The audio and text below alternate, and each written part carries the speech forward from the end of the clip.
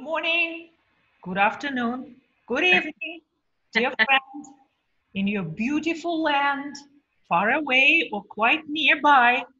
How are you in these dark times of the coronavirus, lockdowns and shutdowns and quarantine? We are bringing you this little conversation. And as last time, we're trying to figure things out and chat and just share and basically talk through our own reactions, shock, disbelief, and some positive lessons, right?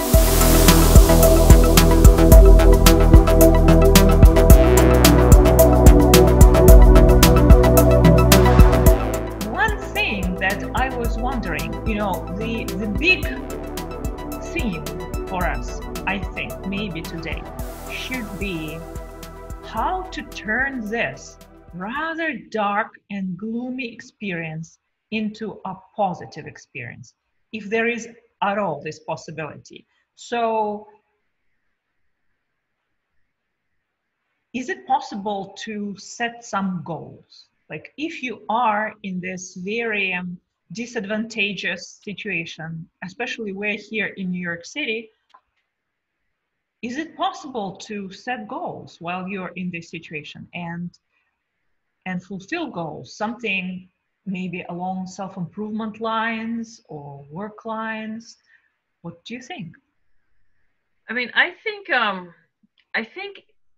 it can be valid and valuable, but I also think there's a certain danger here Mhm. in the idea that we have to set a goal. Like when this whole thing started, and people, like, oh, buying their craft supplies and Yeah. gonna get the living room painted and crochet that Afghan and write that novel.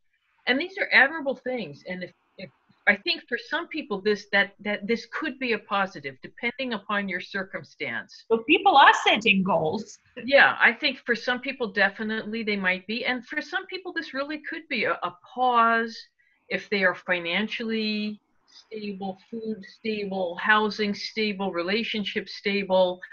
And maybe it's that step out of ordinary time, that step away from normal life, and they can really focus on writing that novel or doing something. Then that's beautiful and that's wonderful. And I certainly think a ton of people, particularly in those early, when we really thought, okay, 2 weeks and we're done, or maybe we were hoping that, I think a lot of people did clean the house, clean the pantry, clean out the garage, which worthwhile, get rid of some debris. But what I personally felt like for me, when this whole thing started, I almost, can I say it was a goal? I kind of phrased it in the inverse. And Uh-huh. what I said to myself when this started is, look, I don't, when this whole thing ends, I don't want to have nothing to show for it. When this Mhm. whole thing ends, I don't want to have zero to show for it. But That you're volunteering every day. yeah, You're volunteering, you're that working. This is something to show. that's kind of different though to me. And again, at that point in time, I hadn't been chosen, so I didn't know I would end up doing this. But I just felt like no. Um, and I think this is the danger. This isn't a vacation. This isn't like a month of snow days and it's kind of fun. We're wallowing in it and having a great time. People are in a variety of circumstances. Some are pretty fine. Some people are in terrible, desperate circumstances, and I'm on the phone with them because these are the parents of children frequently that I'm dealing with, and there's terrible things going on, which we all know that. We all have our thing. Bottom line is, even when you're in good, positive circumstances, there is anxiety here. It's uncomfortable. Personally, for me, I mean, I haven't had that much, sadly, artistic inspiration for a couple years for a variety of reasons. But right now, like when this whole thing started, I certainly do not feel artistically inspired, and that's one of the reasons why I did not put any type of harsh goal on myself, because I felt like I'm not going to live up to it. I don't want to then add guilt that in this lockdown, why didn't I get a photography business together? Why don't I even just clean this place? There's plenty of cleaning to be done. This place is not clean. Okay, I'm telling you that right now. But my idea of, again, speaking for me personally, I don't want to have nothing to show for it. So guess what? In that first 2 weeks, when Mhm. I actually was home most of the time, I cleaned out 2 closets. Goal is met. As far as I'm concerned, goal is met. Now, as we keep extending, now we're up to what, May 15th? Yeah, we'll see. But I'm There's another month probably of lockdown in New York City. I'm not going to pressure myself. But I think that if you can find a goal, and maybe have that idea, again, like I say, to me, the inverse. I'm not just going to sit here and read books, because I could read books 24/7 and be very comfortable, but I don't consider that to be a truly healthy way to live 24/7. Of course, and again, I have to work, but um, that was my philosophy on it. Beautiful. If you can dive in, whether it's art or cleaning up and getting rid of debris and letting go, I think that's marvelous. Again, make a positive out of this. Let it not just be sadness and despair and disquiet. Sort the sock drawer. And you do feel more positive, I think, when you do some, but it can be a very little thing. Like, this doesn't have to be grandiose. And I think there's a danger in feeling like a failure if you're not doing online exercises and getting your beach body on. Yeah, for some people, beautiful. For me, and I'm a workout person, I'm not inspired to do that, and I'm not pressuring myself. That's just me, though. Oh, no, I agree. My situation is very much like yours, and it's not voluntary in any way because you see, in my family, we are all entrepreneurs. We're all running our businesses, and one of our businesses has been completely wiped out. So, in terms of my family, half of our family's income is out the window with this coronavirus situation, and we don't know whether it will at all ever come back. Potentially not. So we are facing kind of dire financial potentially circumstances. So in this case, my goal was far from doing arts, writing novels, or crocheting. It's I have to double my efforts to try to compensate with any other potential, to scramble out of the pit into which we are hurled through this whole lockdown and the economic disaster that is happening and will happen, and in particular here in New York City. So my goal was just simply to, if it is at all possible, along with homeschooling the kid and everything, to just double my work, to double my work hours if I can. I'm sleeping less right now and working more and putting every last every last bit of my energy into work simply to hopefully ensure that my family can function in the same way. It's of course very different. So those of us who are in business and suffered because of this, we have this completely different understanding. It's pretty tragic, tragic sense and the view right now out of my eyes and my world. On the other hand, if you're, an employee for a company and the company pays, or, will resume paying you once you're done, or if you are on unemployment, this of course is very different. So it may be a nice little vacation, and so there is certainly it should be by all means utilized if, in whatever way, self-development, weight loss, learn to dance. I think it's absolutely wonderful, no matter what people are doing, to keep their spirit positive, to keep moving on. And for those of us who don't have luxury of spending time on self-improvement, that's just, too bad for us. But there is no way out of this. So yeah, that was the only thing. I also set myself a goal, which I completely failed, which is drinking less. Why do you even try? Yeah, no, This is not the best time for that, Neon. true. Yeah, it's true. I mean, I just distract myself with ginger tea. You see, I learned to make myself ginger tea, so I distract myself as long as I can before I hit my first glass of wine. But yeah, without this, it would be much more difficult because let's be honest, we are deeply stressed out. In my Yeah. case, I'm far from vacation. I'm potentially looking in the face of a family financial disaster. So I was kind of hoping that maybe I could, but no, it didn't work out. So now I'm like walking outside and our liquor store is still open. It's essential business here in New York City. People are okay. They just don't like this, don't like that. But if liquor store is closed, there will be a revolution here, just like that. That goes to my point exactly though, which is, we all have to just keep ourselves sane the best we can. Don't put this is not the time to put additional pressure on yourself, because frankly, when we think about it, even if you are in a fairly safe financial modality, we're all feeling stress. Everyone's feeling stress because, we're all in this together, and what will happen in the future. And that even when you don't feel the stress like acute, it's still there on a low level. And again, that's why to me, beautiful. If it makes you feel good, go for it. But yeah, we need to have, I think, that sense of, instead of just beating yourself up that you're not um, giving up alcohol and working out and painting the living room. No, this is the time to be gentle with yourself, to be understanding of yourself, and maybe try to be enlightened. If there's nothing else that we can all do, because even like I say, even if you're going to work, as some people are, there's nothing else to do when you're not at work. You're home, you're quiet. Yeah. So maybe some quiet moments. This, I think, is a wonderful time for some reflection.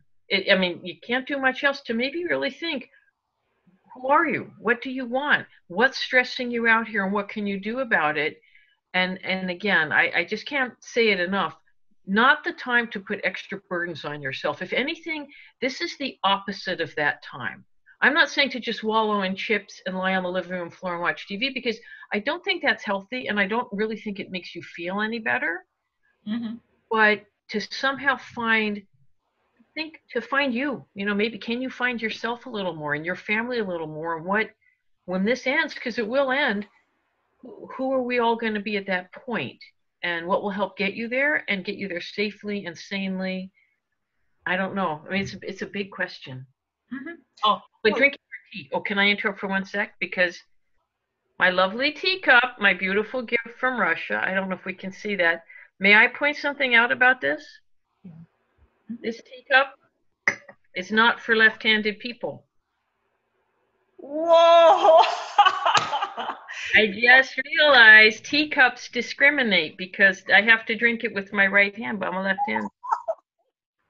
Oh, that's hilarious. The valuable knowledge we gain in quarantine. Yes, exactly. Yeah, let me see.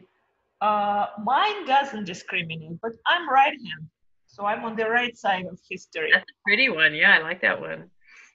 Yeah, it's very true what you said.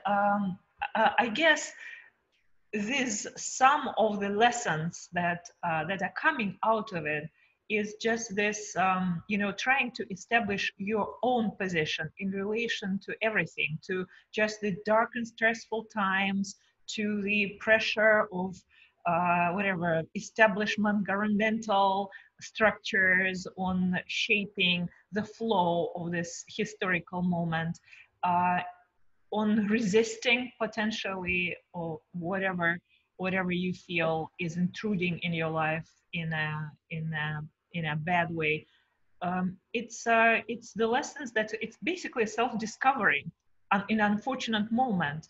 And I've been thinking about it. So for instance, in your case, you volunteer to do this very important work, right? To help the people who are I uh, disagree with that a little, but I'll put that in later. Mhm. Okay, so yeah, people who don't have an option of sitting at home, and I don't have an option of volunteering because I have to run my family businesses and keep working on these things, right? So I don't have, but I think if I were free to do something, I would probably rush to find myself some sort of volunteer situation like this. I feel very moved. Just kind of empathy inside of me, I guess, is waking up. And not on normal in normal life. It's not like every day there is a situation where you suddenly feel, something in your heart that you are so moved by the tragedy near you or situation.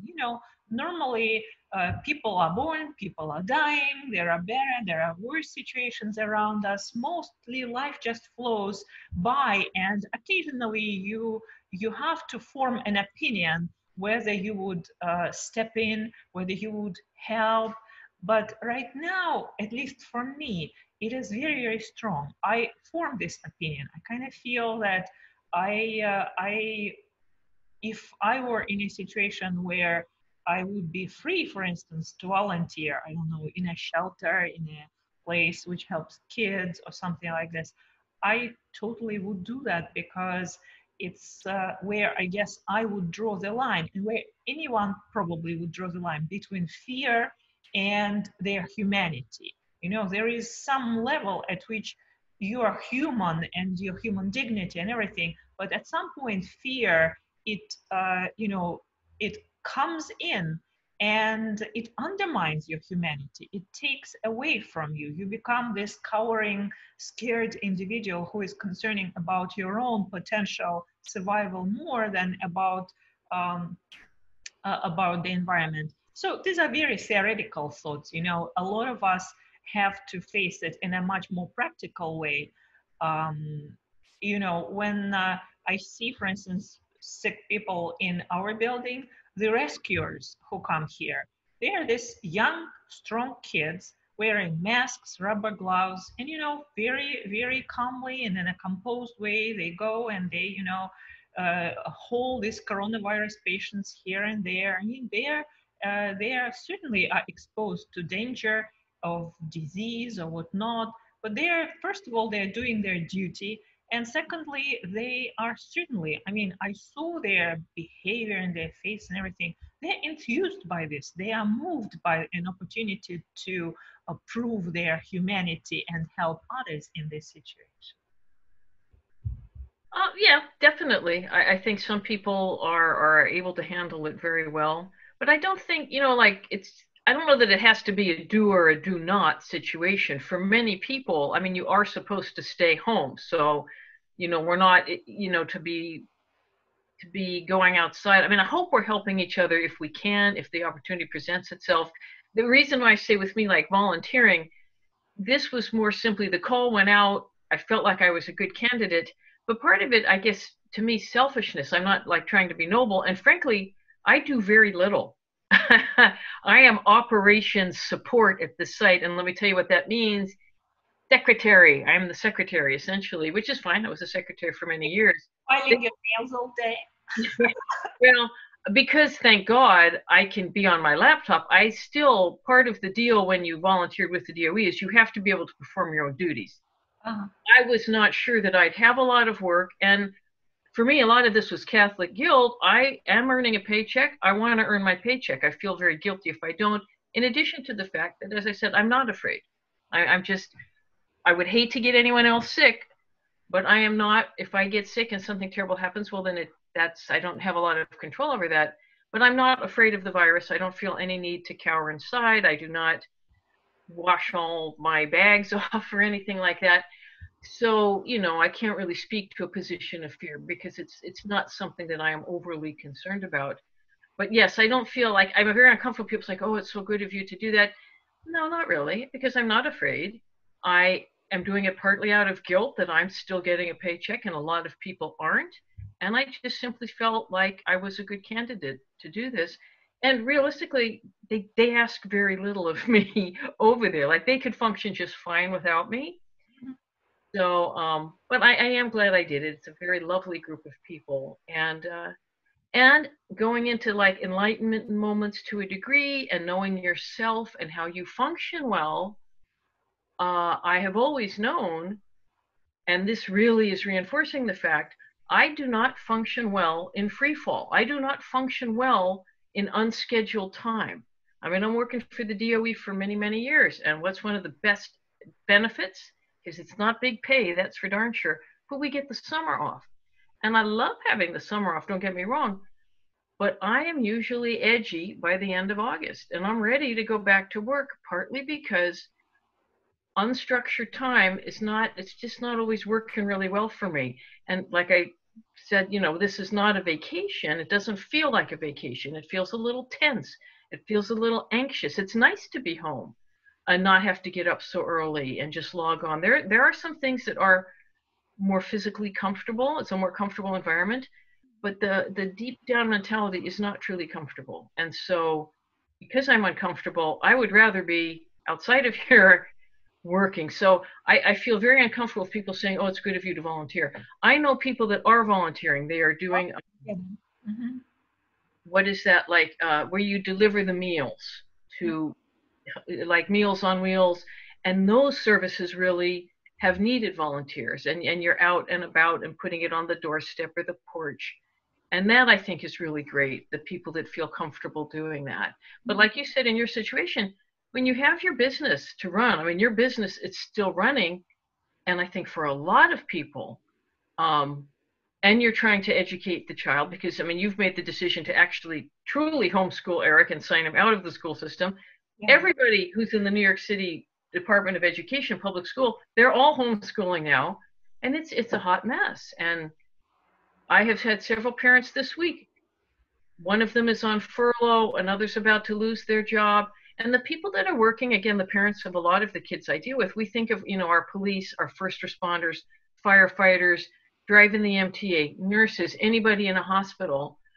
But hey, food workers, the lovely cashiers down at my grocery store, these people are essential workers. They don't get to be home. And these are not high paying, comfortable jobs. And there's a whole class of people in these service kind of jobs. And boy, it's hard. It's really, really hard for them as well. And it just, again, kind of going off on a tangent here, but the funeral directors and the funeral parlors and the people that deal with death, they are imploding. They're imploding and struggling to, how do we do this and comfort people and handle the deceased with respect and dignity? And they're overwhelmed. And like that end of it, the final end of it, if you will, death, those people, hats off to them. What a, just scrambling to find solutions. So yeah. Back from death to food. Right. Food shopping. So how are you functioning like that? Well, clearly you're going outside and everything. So are food shops widely open in your neighborhood? Yeah, for me, it really has not been that much of a problem. I mean, when it started, that first, like, I'm going to say the first 2 weeks, that period of time, like, because the governor shut it down, but it was really, that was like March 7th, but it really started getting hairy. So March 7th was a Saturday. That following Thursday, that's when I think they closed Broadway. They closed all the Broadway theaters. And then it started accelerating from that point. Remember, we had a party on the 13th. Yeah, that's right. And that was the last. So yeah, it was the last splash, right? They already closed everything, but people still were kind of functioning normally. Well, not everything was closed. The bars and restaurants didn't close until that Sunday, I think. So they closed. So that Friday, that Saturday, that was the last social weekend.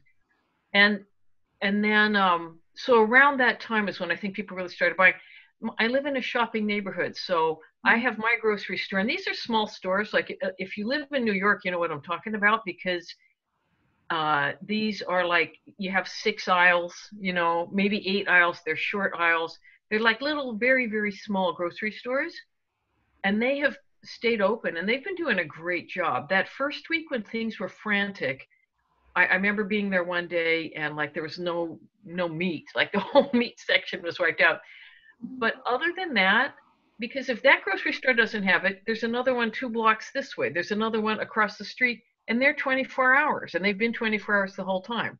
I've got 2 others on the next, so I'm kind of surrounded.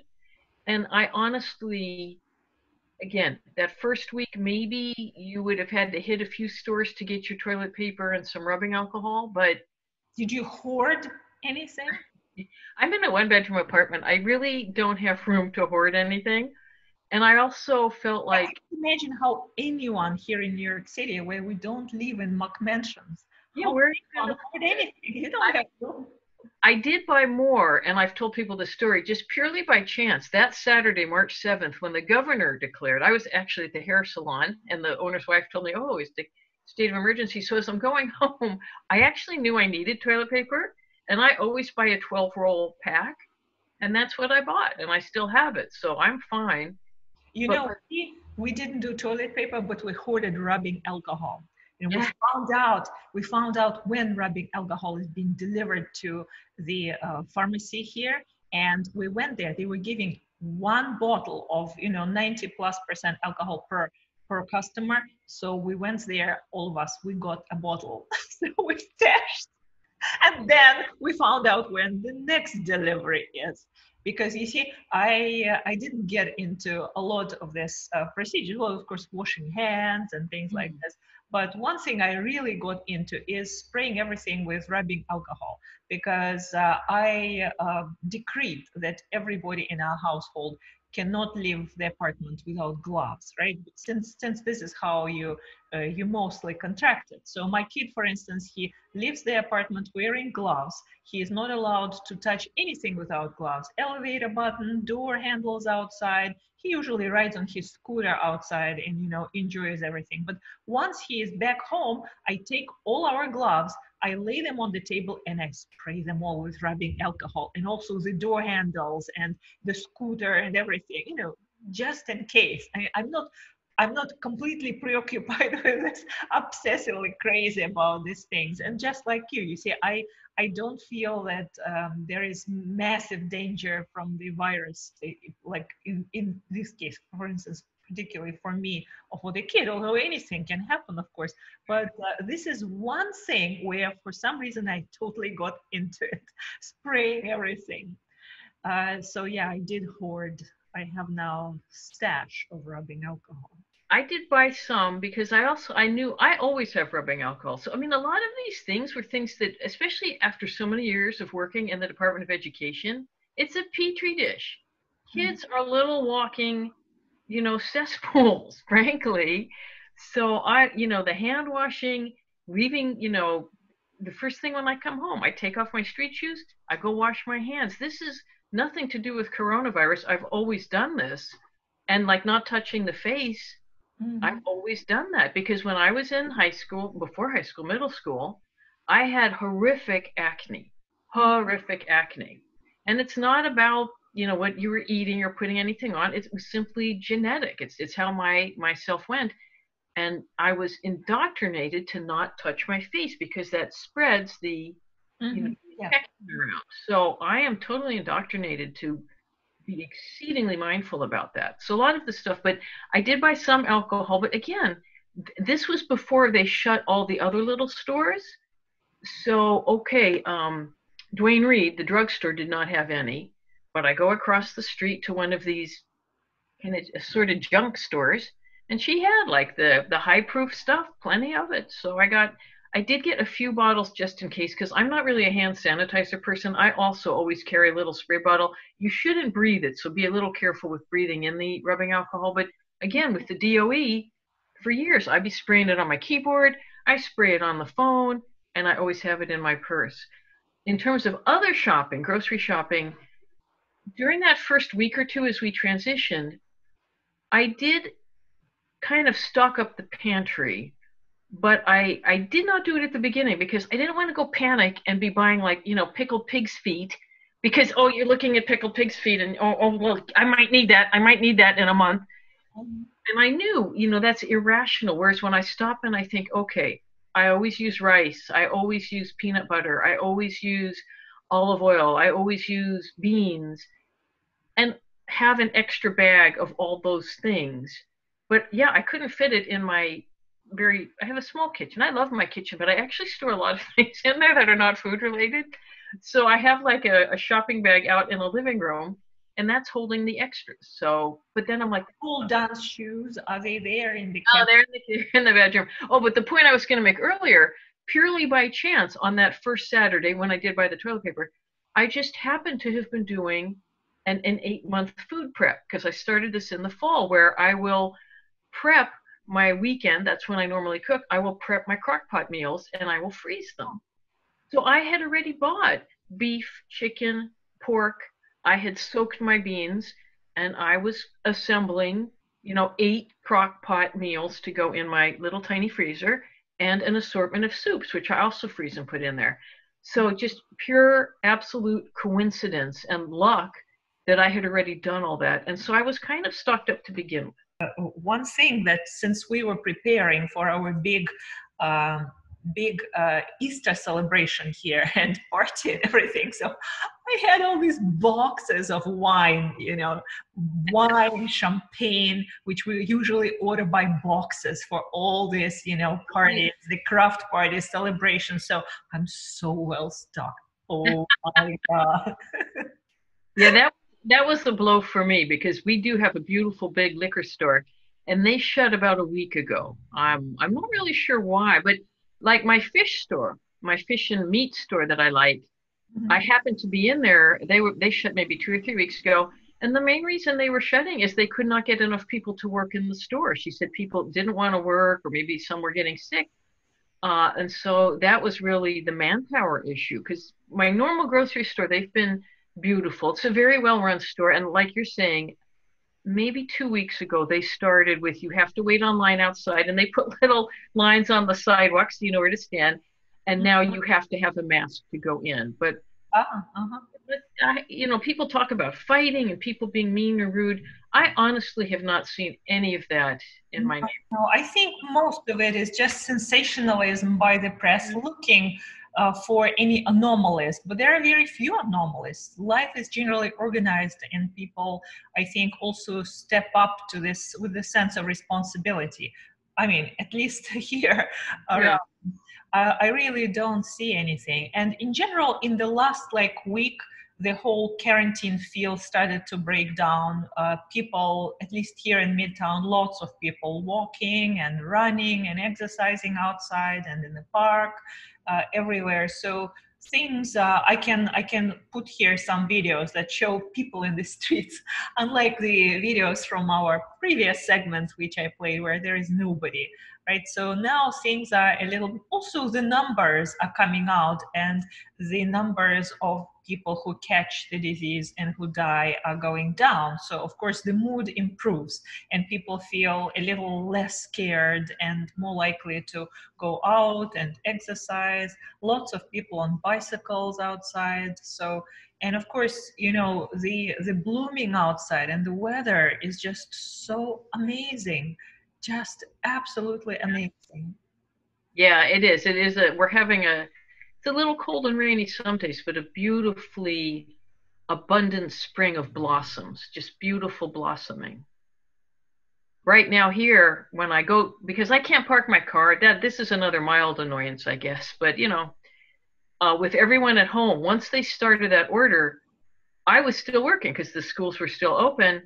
I immediately could not park my car anywhere in this neighborhood because even when it's normal, I can circle 20 minutes to find a spot. So I have to go over to the Crescent. God, I'm so happy I don't own a car.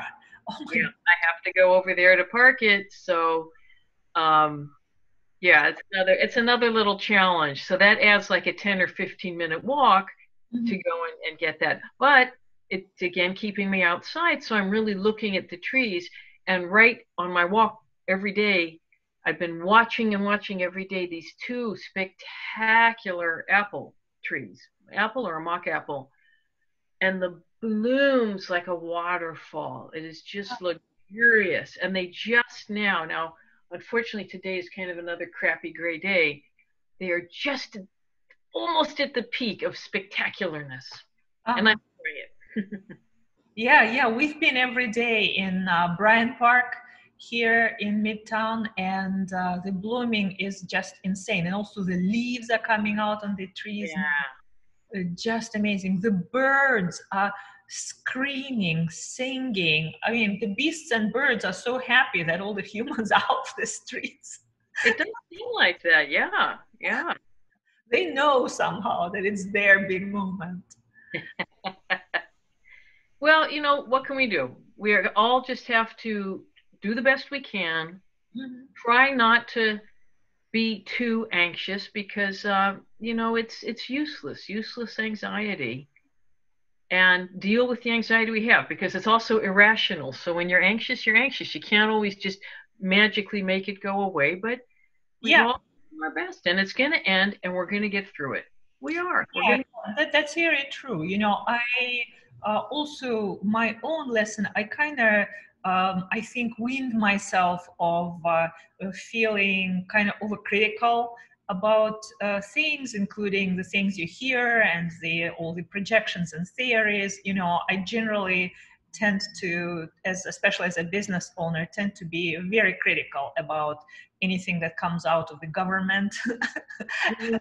And at first I was really in this kind of like complete rejection and denial mode, believing that this whole thing is a complete case of mass psychosis.